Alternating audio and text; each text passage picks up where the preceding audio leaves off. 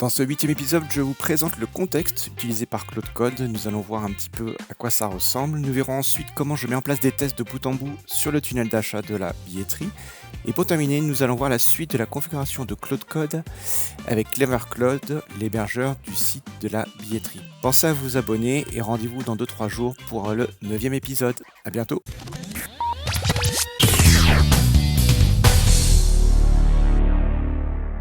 Je voulais vous montrer une commande de Claude Code qui permet de voir ce qu'il y a comme objet dans le contexte. Le contexte, c'est une fenêtre. Comment on va dire ça? Pour moi, le contexte, en fait, c'est une boîte qui a une capacité limite.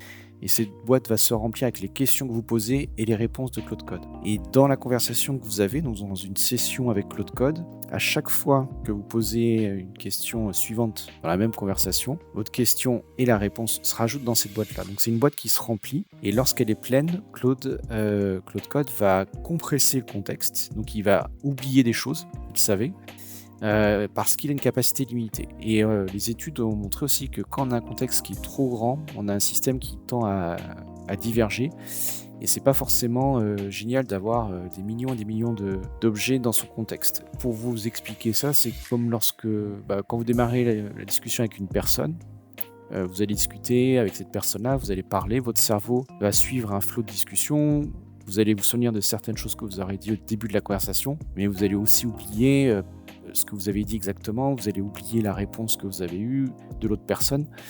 C'est à peu près la même chose en fait. Les agents, c'est à peu près la même chose. Donc si vous faites /contexte, après avoir démarré Claude, vous verrez quel est le modèle qui est en cours d'utilisation. Et donc là, on voit que j'ai 200 000 tokens et que là, j'en ai 26 000, donc je suis rempli à 13%.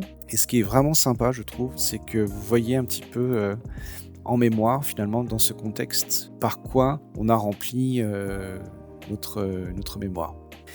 Et les MCP Tools, donc là ici c'est Browser MCP qui sert à naviguer, que j'ai utilisé dans une session avant de démarrer cet enregistrement-là, prend évidemment, et c'est tout à fait normal, prend des tokens.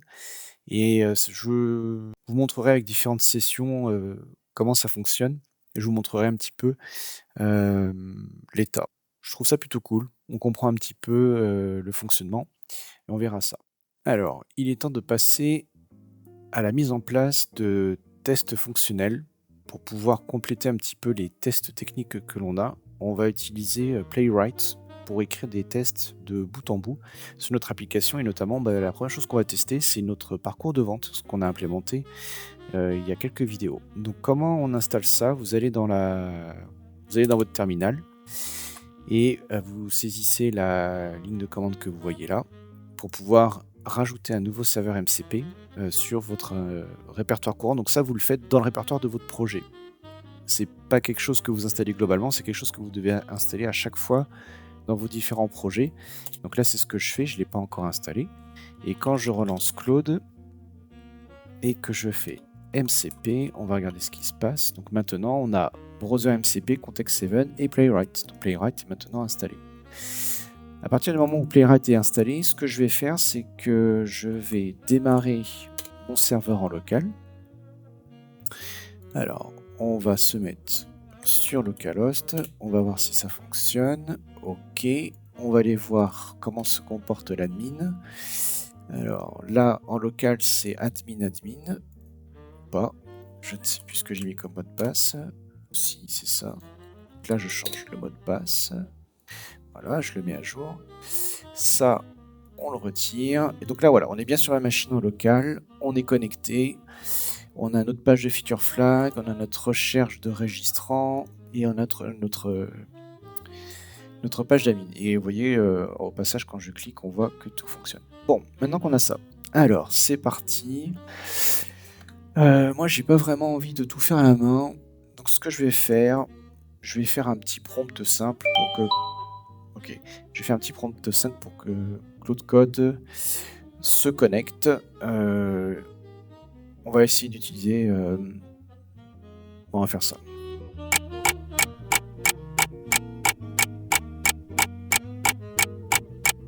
Alors, ce qu'on va faire, on va se mettre en mode plan. Donc là, je bascule en mode plan. pour pouvoir demander à Claude Code de réfléchir un petit peu plus et ne pas commencer tout de suite.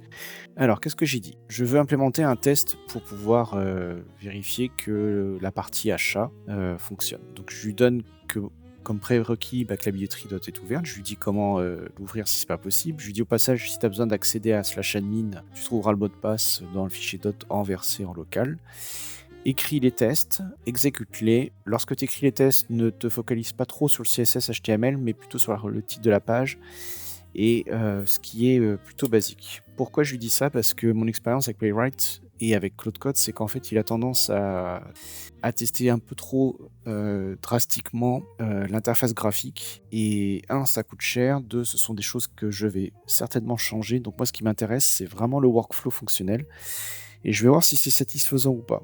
Sinon, j'aimerais bien trouver une autre façon de faire. Alors, j'ai une idée pour le faire en Go directement, bien entendu. Mais je voudrais voir avec vous si c'est quelque chose qui fonctionne bien ou pas bien. Alors, c'est parti, on va le laisser faire. Alors, on a terminé. Voyons si le plan qu'il nous propose est correct ou pas. Petite musique. Alors, ready to code, voici mon plan. D'abord, il va configurer la registration pour la mettre en mode ouverture. Ok, pourquoi pas. Enfin, c'est ce que je lui ai demandé. Ensuite, il va initialiser Playwright. Il va créer la config parce que là on n'a rien. Il va tout créer, il va mettre ça dans test end-to-end, donc ça me va. Il va naviguer, remplir, donc il y a bien 5 écrans, vérifier les titres, vérifier la validation des formes, et il se focalise sur ce que j'ai. Donc là ça me plaît bien, et donc là je le lance. Et là normalement, et j'ai l'impression que c'est ce qu'il fait, normalement il est censé utiliser Sonnet, voilà, il vient de le faire. Voilà, donc là vous voyez il est passé sur Sonnet 4, c'est ce que je vous ai dit tout à l'heure. Il prend le modèle low cost pour pouvoir le faire. Ah, alors attendez, browser MCP, j'ai oublié de te lancer, donc là c'est de ma faute. Oui. En fait, j'ai oublié de lancer browser MCP. Ah, bon allez, on va t'aider. Non là, c'est moi qui saisis. La page. Hop. Ok. Alors ça, c'est parce que c'est Playwright en fait. Vous voyez, le problème de Playwright en fait, c'est que là, donc il a ouvert une autre fenêtre de mon navigateur. Et là, il n'y a rien. Donc, c'est pas Nicolas qui est authentifié, c'est un utilisateur complètement anonyme. Et ce qui peut être parfait, ce qui peut être très bien ou ce qui peut être un peu compliqué. C'est pour ça que je préfère utiliser browser MCP quand il s'agit de surfer sur Internet, entre guillemets. Et je préfère utiliser Playwright quand il s'agit de faire des tests. Donc, on va mettre la fenêtre ici. Alors là, il va me demander s'il a le droit de cliquer. Donc là, on est parti pour... il me demande si Playwright a le droit de cliquer sur un élément. Il va pas le faire à chaque fois, mais là, comme c'est la première fois que je l'exécute sur ce projet-là, voilà. Alors, il a ouvert la billetterie. Et là, il est en train de commencer à acheter une place. Je sais ce que vous êtes en train de vous dire, mais ce serait génial ça. Je pourrais acheter des places... Je pourrais acheter des places automatiquement, Nicolas, sans devoir remplir le formulaire. Je pourrais faire ça comme un foufou. Oui, vous pourriez faire ça, mais peut-être que vous pourrez pas. Avec Cloudflare, en fait, on peut facilement détecter les bots qui le font, et on peut du coup très facilement ne pas bloquer les gens, mais les ralentir. Donc ça marchera, mais ça sera pas plus rapide que la personne qui est en train de faire sa saisie à la main. Et ça, c'est quelque chose que l'on fait depuis 2 ans déjà. Donc voilà. Mais il y a toujours. Mais c'est bien si les gens trouvent des astuces et puis ils arrivent à acheter, enfin à réserver une place. En fait, c'est très bien. Il y a pas de souci. Donc là, qu'est-ce que je fais? Regardez, hop, je code sans les mains. Je pense très fort que je remplis un formulaire. Playwright marche mieux que Browser MCP. Browser MCP, il a un peu du mal à remplir les formulaires.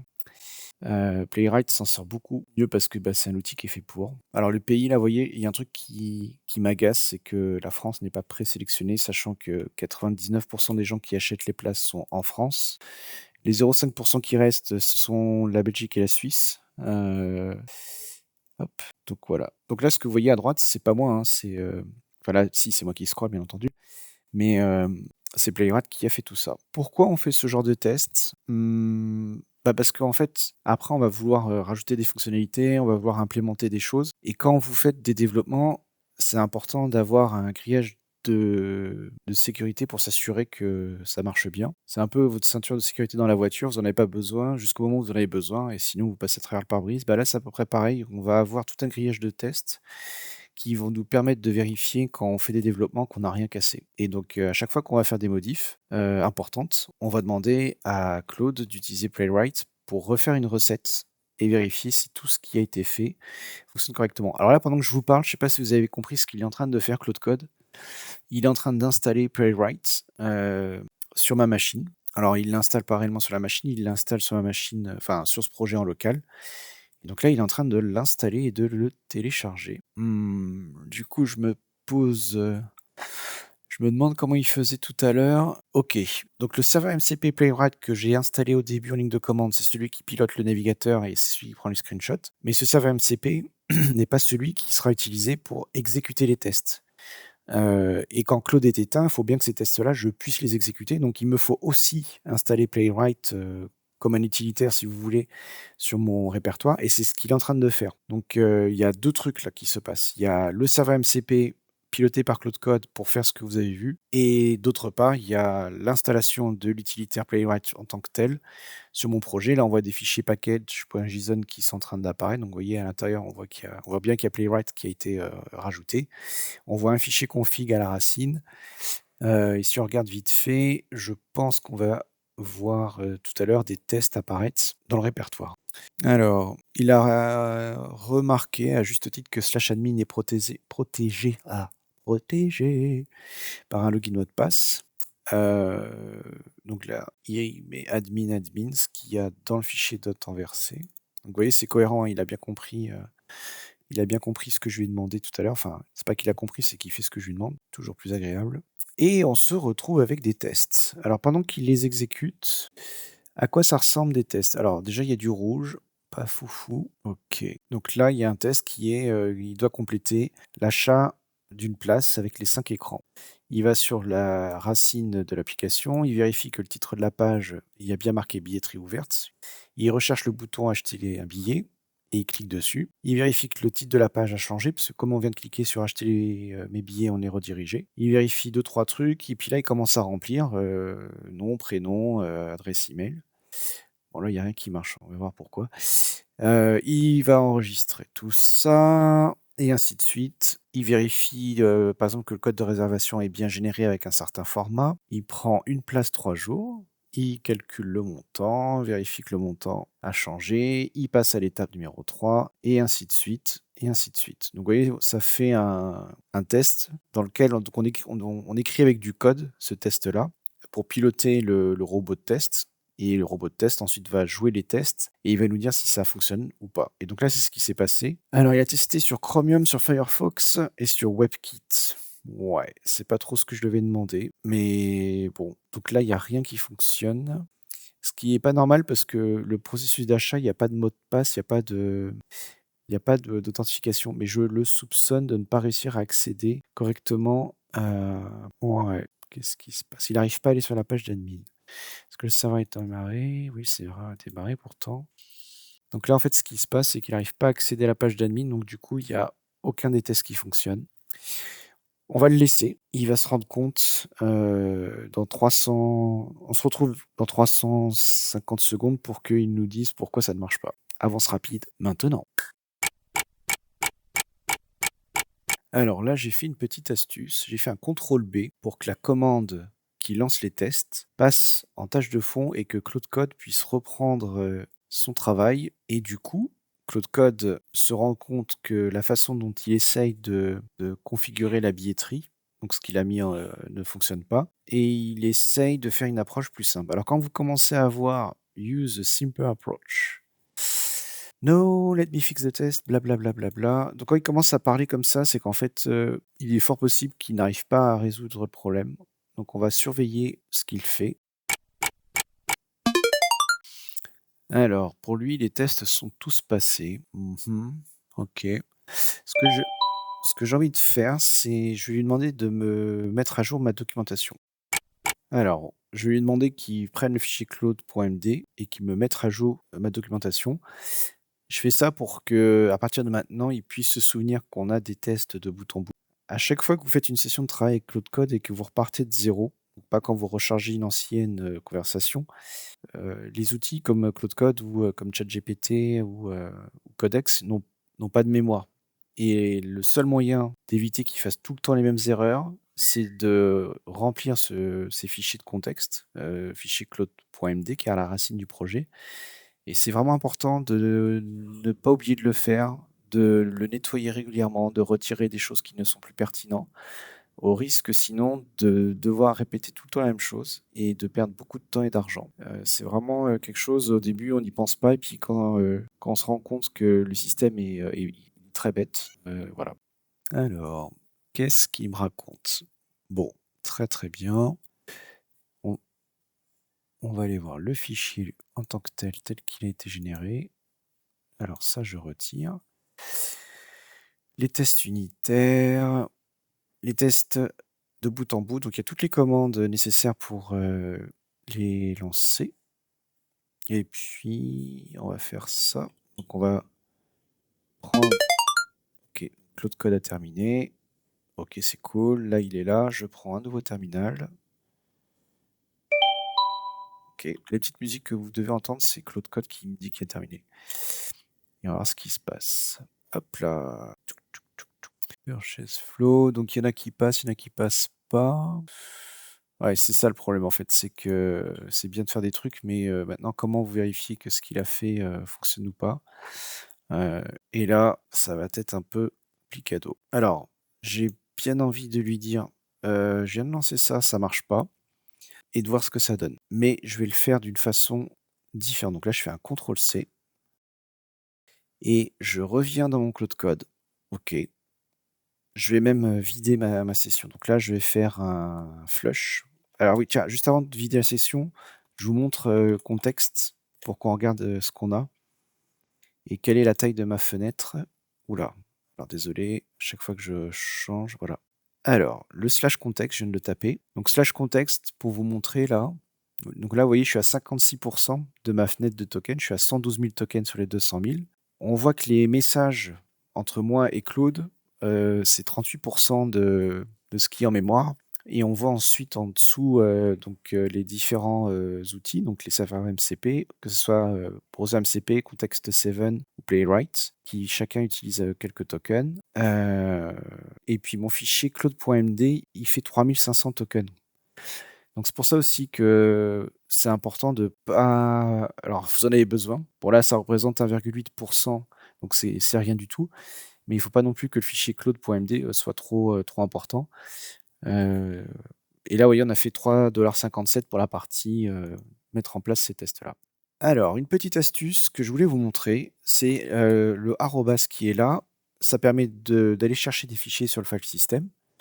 Et le bang, le point d'exclamation, permet d'activer ce qu'on appelle le bash mode. Et là, vous pouvez coller une commande. Et si ça marche bien, je ne l'ai pas testé depuis longtemps, mais si ça marche bien, l'output de cette commande-là va être rajouté dans le contexte de Claude Code. Donc là, je lui dis rien en fait. Je viens de vider. Ah pardon, j'ai oublié de vider la conversation. Bon, on va voir ce que ça donne. Normalement, j'aurais dû vider la conversation. Je relance cette commande-là. Là, vous voyez que la fenêtre de mon navigateur a réagi. Et la commande s'est exécutée et on voit que l'output de la commande est légèrement grisé. Et là, comme c'est du playwright, ça va s'arrêter, il va rien se passer. Et là, en fait, tant que je fais pas CTRL-C, le truc va continuer à rester en tâche de fond. Mais là, je fais un CTRL-B. Hop, il est passé en tâche de fond. Et maintenant, je lui dis, can you please... Ah oui, alors, bon, il faut pas être poli avec l'autre. Donc, can you analyze the playwright results and see can fix the error. I see 3 failed and 7 passed. Donc là, je lui dis, bah, tu peux s'il te plaît regarder ce qui va pas au niveau de Playwright. Et je lui dis, j'en vois 3 qui plantent et 7 qui passent. Je le vois en haut à droite sur mon écran. Alors, voyons ce qu'il va faire. Est-ce qu'il va relancer les tests? Non. Donc là, il fait bien bash output. Bash output. Donc là, il lit le résultat du bash. Et donc là, il n'a pas réexécuté la commande.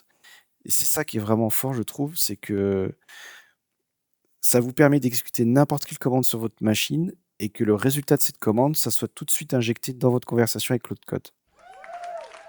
OK, il y a que moi qui trouve ça génial. Bon, bah, moi, je trouve ça génial et ce qui permet, d'intégrer des commandes, des utilitaires, des choses que vous faites sur votre machine dans, la conversation que vous avez avec Claude Code. Donc là, j'espère qu'il va me corriger les problèmes. J'ai pas trop envie de devoir le faire à la main. Donc là, il simplifie la vie, le copain. Il vire, le test avec l'authentification. En fait, je pense que le truc qu'il ne sait pas faire, c'est que sur /admin, l'authentification, c'est une basique HTTP authentification comme on faisait dans les années 1993-94.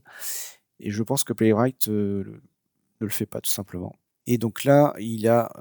alors si tu retires des tests, évidemment, ils vont tous passer. Ça, c'est un peu facile. Je me demande ce qu'il est en train de faire là. Ah, je pense qu'il relance qu'une partie des tests. Ouais. Alors, il a fait un kill au niveau bash parce qu'il a tué l'ancienne session de Playwright. Et là, par contre, il est en train de relancer lui-même. Il relance lui-même la session parce que là, en bas, il se dit je vais voir si ce que j'ai fait fonctionne ou pas. Et donc là, je refais CTRL B. C'est pour ça qu'il faut regarder ce qu'il fait. C'est pour ça qu'il ne faut pas le laisser faire. Si je le laisse faire, en fait, au bout de 300 secondes, il va lui-même faire un timeout et il va avancer. Mais là, ça n'a aucun intérêt. Donc là, je le mets en tâche de fond pour que Claude reprenne le devant et puisse vérifier, encore une fois, le bash output. Il fixe le test parce qu'il a compris la raison. Et il rekill le bash que j'avais mis en background. Il relance, on revient ici, il lance le test. Bon, ça marche toujours pas. Je refais CTRL B. Il passe le truc en tâche de fond et il relance. Voilà. Donc, vous voyez comment on fait un petit peu la danse du ventre avec cet outil-là pour pouvoir l'intégrer dans la façon dont on bosse. Et c'est particulier à Playwright qui, lorsqu'il s'exécute là dans le mode, je fais exprès de le lancer en mode où il ne rend pas la main. Donc là, Playwright démarre et puis il reste au premier plan. Mais je trouve que c'est vachement bien pour vous illustrer comment on peut utiliser quand même le bash et l'output pour pouvoir le faire. Cela étant dit, j'aimerais bien qu'il me corrige mon dernier test et j'aimerais bien comprendre pourquoi il ne fonctionne pas. Donc je vais regarder et on va se retrouver juste après.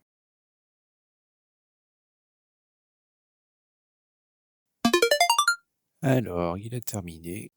Tous les tests fonctionnent sur tous les navigateurs avec les scénarios et ma suite de tests tourne en 16 secondes. Et effectivement, il a fait ce qu'il fallait. Donc c'est plutôt cool. Voilà pour cette partie-là. J'espère que ça vous a intéressé et que vous avez vu encore quelques petites astuces sympas avec Claude Code. On se retrouve quelques minutes un peu plus tard. J'ai demandé aussi à Claude de mémoriser dans le fichier claude.md les pratiques, enfin les astuces qu'il vient de découvrir pour écrire les tests. Et l'idée, c'est qu'ensuite, quand je rajoute d'autres tests, je rencontre pas les mêmes soucis. Et donc voilà, alors après, je suis pas un expert de Playwright malheureusement, mais de ce que je lis, ça a l'air d'être pas mal. Il a donc rajouté les choses qui étaient un petit peu fragiles, qui ne marchaient pas, et comment il a corrigé les problèmes. Et j'aurais peut-être dû utiliser Opus à ce moment-là. J'ai pas fait attention, j'ai utilisé Sonnet, et je pense que j'aurais eu un meilleur résultat avec Opus. Donc on verra ce que ça donne, mais on se retrouve du coup à la fin avec 5 astuces pour que la fois suivante, Claude Code puisse écrire des tests qui soient fonctionnels sans problème.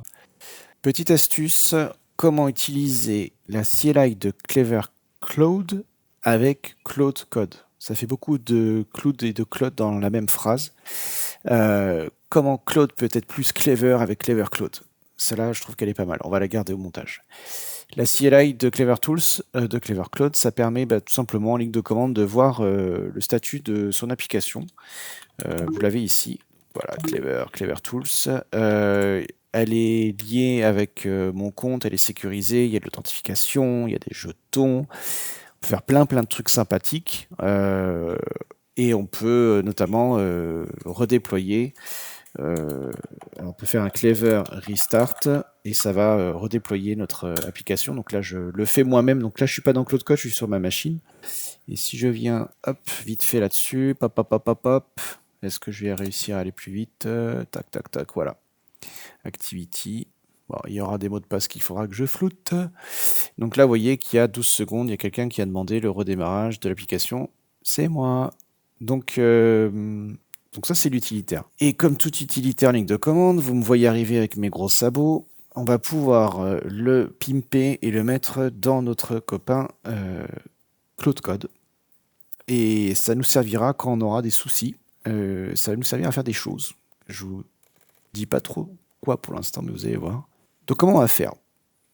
Il y a plein de façons de le faire, mais on va le faire à ma façon. Donc moi, ce que je dis là, c'est que je crée un prompt. Je veux avoir les logs de mon application qui est déployée sur Clever Cloud. Donc j'explique pas à Claude Code ce que c'est.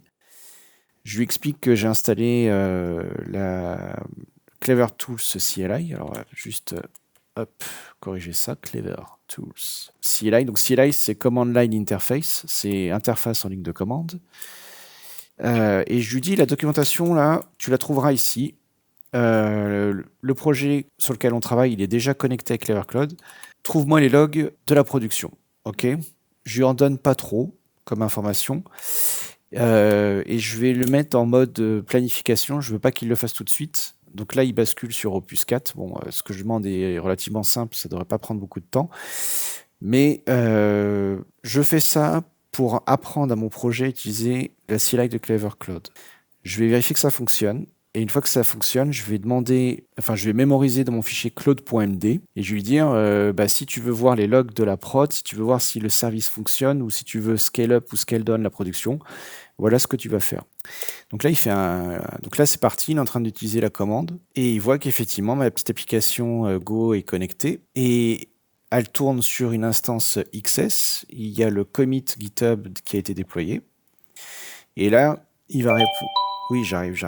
Et là, il va donc pouvoir faire un Clever Logs pour aller chercher les logs qui sont sur mon application. Alors, il faut qu'il y ait des logs, il faut qu'il se passe quelque chose. Enfin, il faut qu'il y ait des gens qui